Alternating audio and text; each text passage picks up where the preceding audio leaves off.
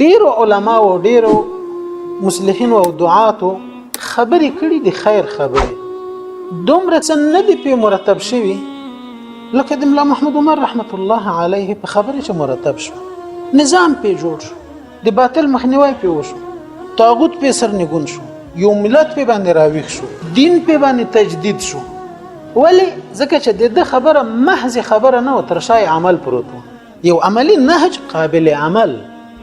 داس قابل عمل چې د هر ورځ لپاره یې بیل عمل طرح کړی و هغه یې کاوه او په پوره جدیت یې کاوه نو د دې وینا او د بل چا د وینا ترمنځ دومره فرق د بل چا وینا محض وینا یو ذهني نهج عملی نهج ورسره نه د هم ذهني نهج فکری نهج او هم یو عملی نهج نن بداکو سبا بداکو ته بداکي هغه بداکي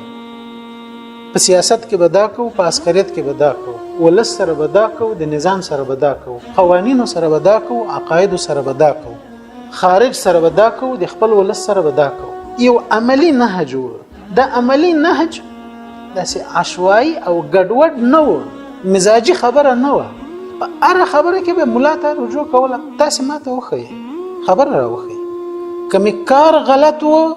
یا می اقدام غلط وکاو تاسو مانه نکړم وی بیا به څه چل کیږي د قیامت پر ورځ به څنګه تاسو سره بیا زه حساب کوم معنا دا چې زه به تاسو سره د الله په حضور مجادله مناقشه کوم چې زه نه پیدم تاسو خو پیدای کنه نو هغه هم عملی نهج او هم فکری نهج دواړه په عمل کې راوستل نو انقلابیت راغی دغه څه ته زه انقلابیت وایم